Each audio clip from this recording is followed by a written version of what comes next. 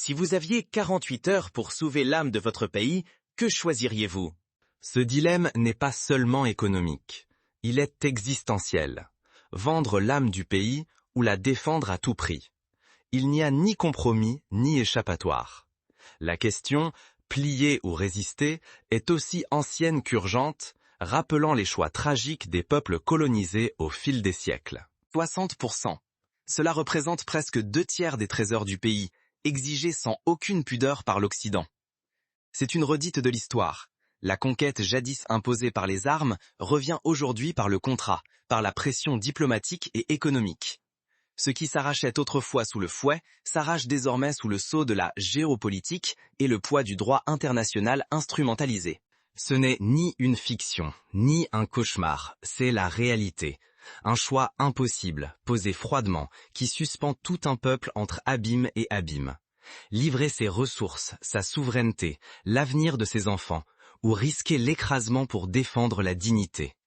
Derrière chaque baril, chaque lingot, il y a la survie de millions de Burkinabés et, au-delà, le destin de la souveraineté africaine. Imaginez la scène. À Ouagadougou, dans la chaleur étouffante d'une nuit sans vent, un messager traverse les rues désertes. Il porte une enveloppe, scellée, glaciale. Ce n'est pas une simple lettre, c'est un avertissement, un compte à rebours. À l'intérieur, un ultimatum. Céder 60% de l'or et du pétrole du Burkina Faso ou être rayé de la carte, frappé par des sanctions internationales, abandonné du monde. Pas de négociation, pas de dialogue, juste la menace, nue, brutale, sans masque. Mais pour comprendre ce piège, il faut remonter le fil du temps, exposer les rouages d'un impérialisme renouvelé, plus subtil, mais tout aussi vorace.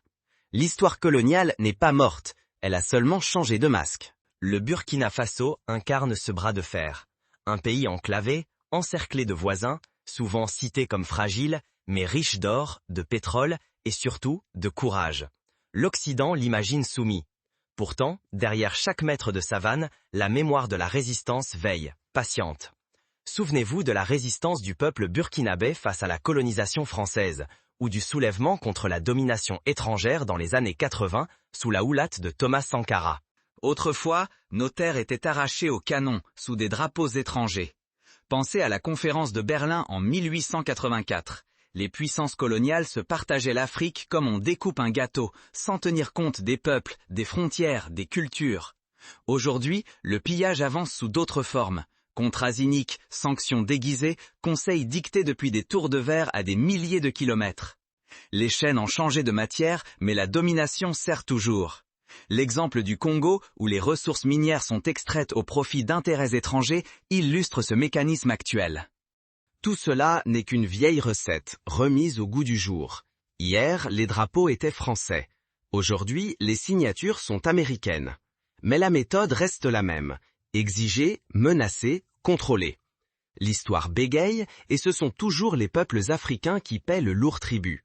La Libye, la Côte d'Ivoire, le Nigeria, tous ont connu ces pressions, souvent déguisées en conseils ou en partenariats stratégiques. Les puissances réclament 60% de nos richesses. Or, pétrole, minerais, tout ce qui peut nourrir notre avenir.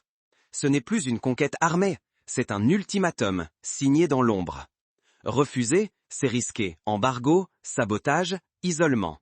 Céder, c'est voir la souveraineté s'évaporer, et avec elle, l'espoir de tout un continent. Regardez comment, en Iran dans les années 50, le refus de céder le pétrole aux multinationales occidentales a conduit à un embargo et à un renversement de gouvernement. Alors, que faire? Faut-il plier les chines ou oser l'insoumission? Qui portera la voix de la résistance quand l'orage gronde et que l'ultimatum cogne à la porte? Mais le Burkina Faso n'est pas seul face à la tempête. Son cœur bat au rythme des mots de Thomas Sankara. La souveraineté ne se donne pas, elle s'arrache. Son héritage s'invite dans les discours, dans les rues, dans chaque décision du capitaine Traoré. La résistance n'est pas un slogan, c'est un devoir, transmis de génération en génération.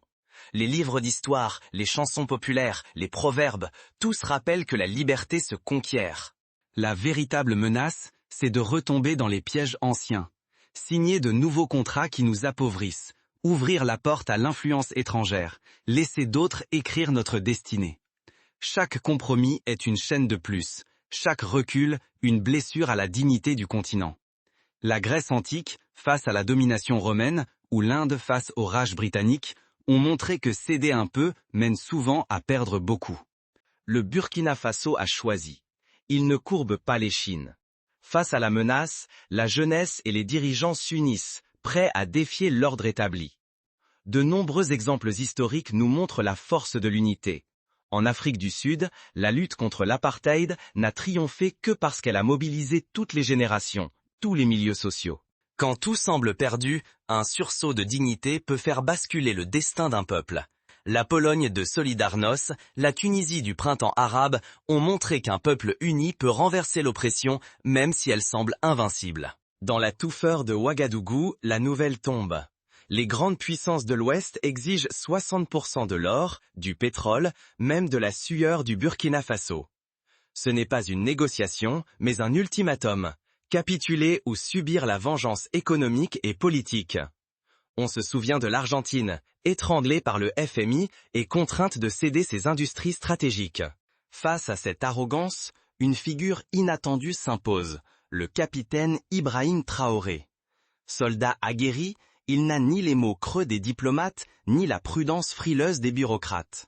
En lui, la flamme de Thomas Sankara brûle encore.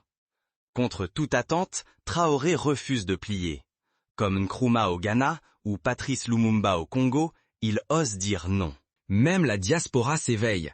De Paris à Bamako, de Montréal à Dakar, les voix s'élèvent, fières, solidaires. Sur les réseaux sociaux, dans les cafés et les mosquées, on proclame le refus de l'humiliation. À chaque discussion, les chaînes tombent, remplacées par un lien invisible, la solidarité renaît. On se souvient du rôle de la diaspora dans la lutte pour l'indépendance de l'Algérie ou dans la mobilisation contre l'apartheid. Son refus traverse les murs du palais. À l'aube, la rumeur court dans les marchés. La dignité ne s'achète pas. Les femmes murmurent, les commerçants serrent les poings. Dans les universités, les étudiants débattent, prêts à défendre leur avenir. Jusqu'aux campagnes sahéliennes, un même mot circule. On ne cédera pas. Dans les villages, on raconte comment, jadis, les ancêtres ont résisté aux razzias, aux colonisateurs, aux famines. Aujourd'hui, il s'agit de défendre la même flamme. Mais la surprise grandit encore. Le Mali et le Niger, eux aussi sous pression, tendent la main. La Guinée se joint à eux, tissant les premiers fils d'une résistance sahélienne. Pour la première fois depuis longtemps, le spectre de l'isolement recule.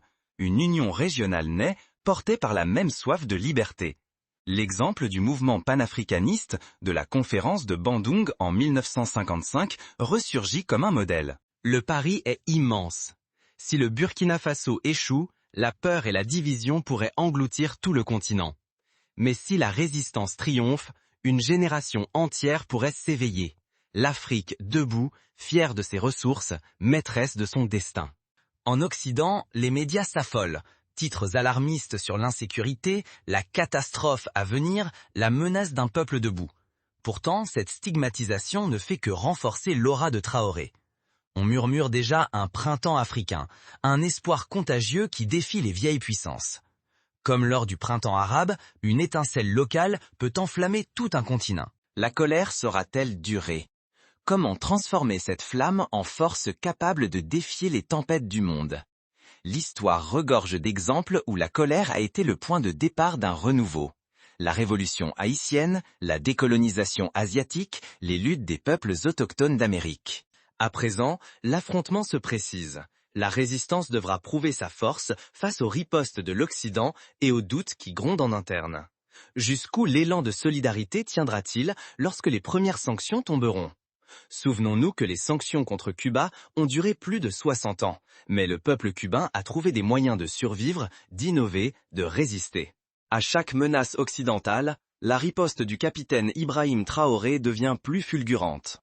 En moins de 48 heures, le Burkina Faso ordonne l'expulsion de tous les agents étrangers accusés de piller les ressources et de manipuler le pouvoir. Le message est clair, nul ne profitera plus impunément du peuple africain.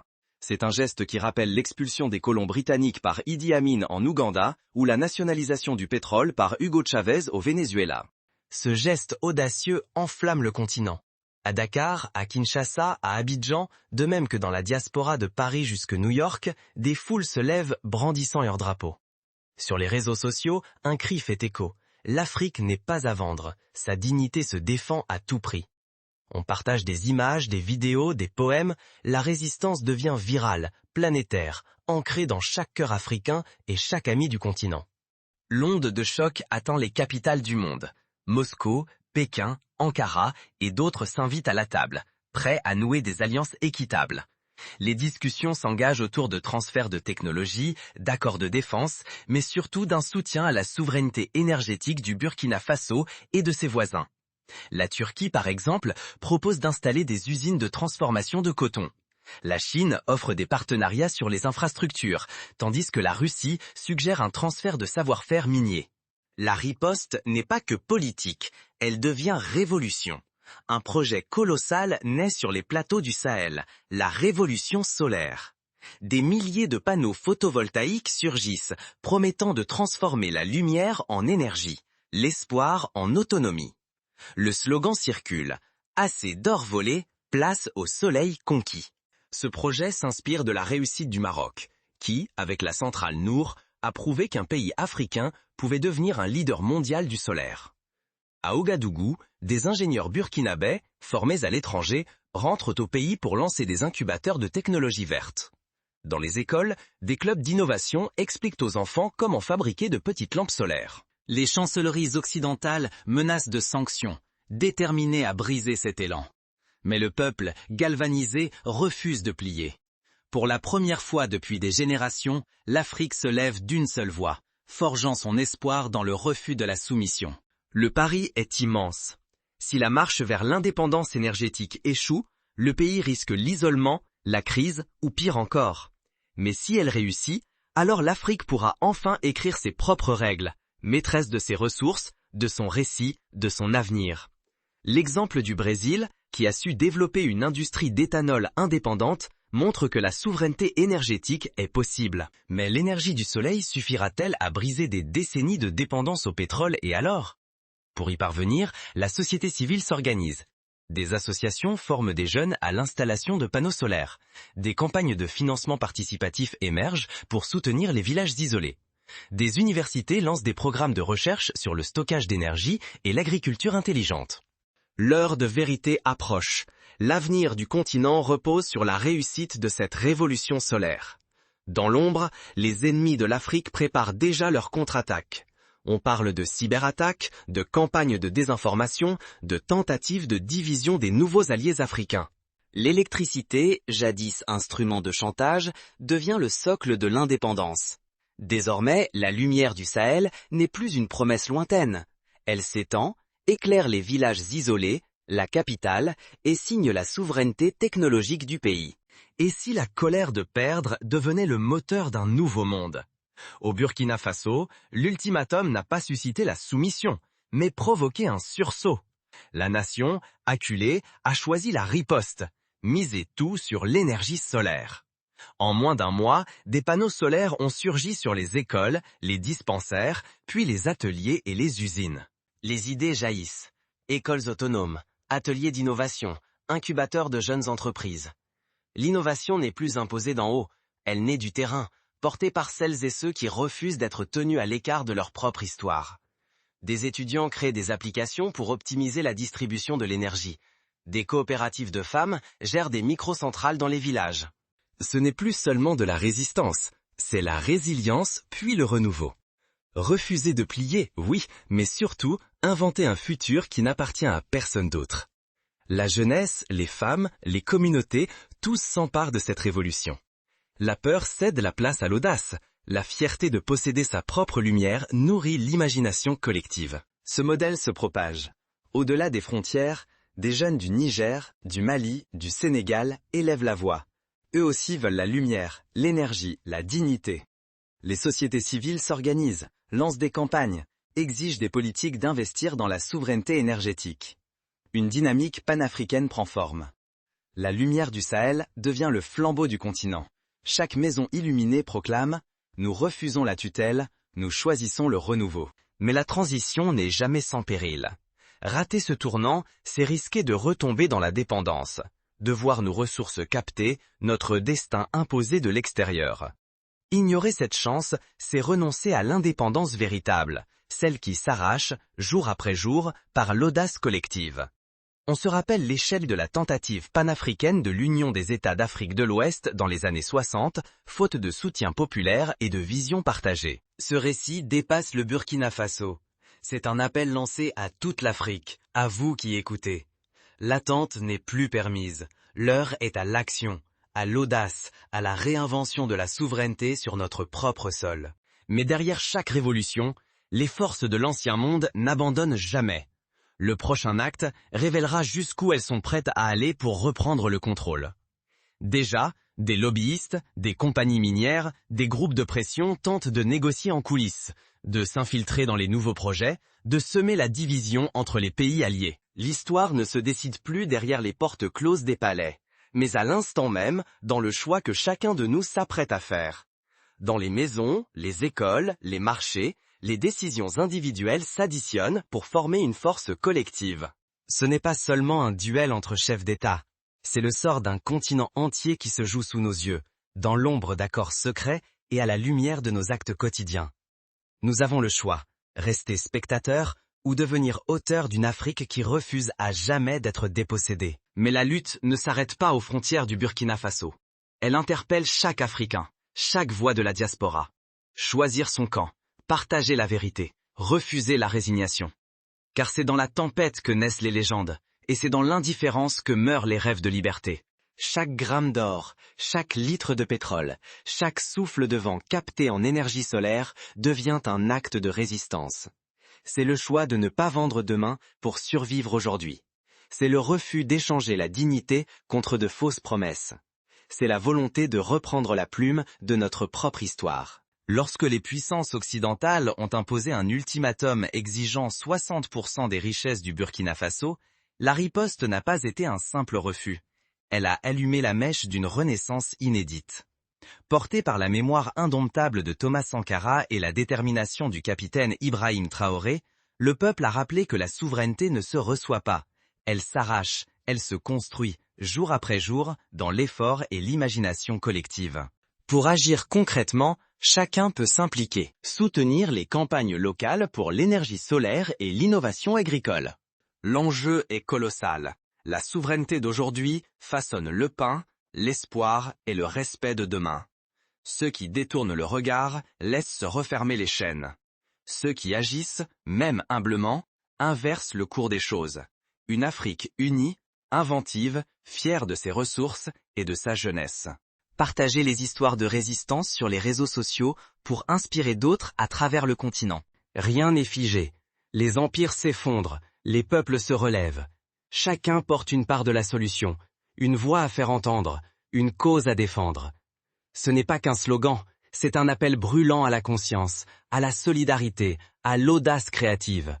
Refuser d'être complice, c'est déjà résister. Serez-vous de ceux qui écrivent l'histoire ? Prendrez-vous le parti de la souveraineté, de l'innovation, du courage ? L'Afrique ne se réinventera qu'avec vous. Elle attend vos choix, vos voix, vos rêves. Car l'heure n'est plus à l'attente, elle est à l'engagement. S'informer sur les enjeux géopolitiques pour ne pas être manipulé par la désinformation. Soutenir les entrepreneurs africains qui développent des solutions locales. Participer à des collectifs citoyens, exiger des élus qu'ils défendent la souveraineté. Éduquer la jeunesse à l'histoire de la résistance, pour qu'elle sache que rien n'est impossible. S'engager dans le dialogue interafricain pour bâtir des ponts entre les pays et les peuples. Car l'histoire n'attend pas. Elle se construit à chaque instant, par des actes simples mais puissants. Le Burkina Faso a montré le chemin, mais c'est à toute l'Afrique, à chaque citoyen, de transformer l'essai. La lumière du Sahel n'est pas qu'une image, c'est un choix, une promesse, un espoir à saisir et à protéger. Saisissez-le, écrivez l'histoire.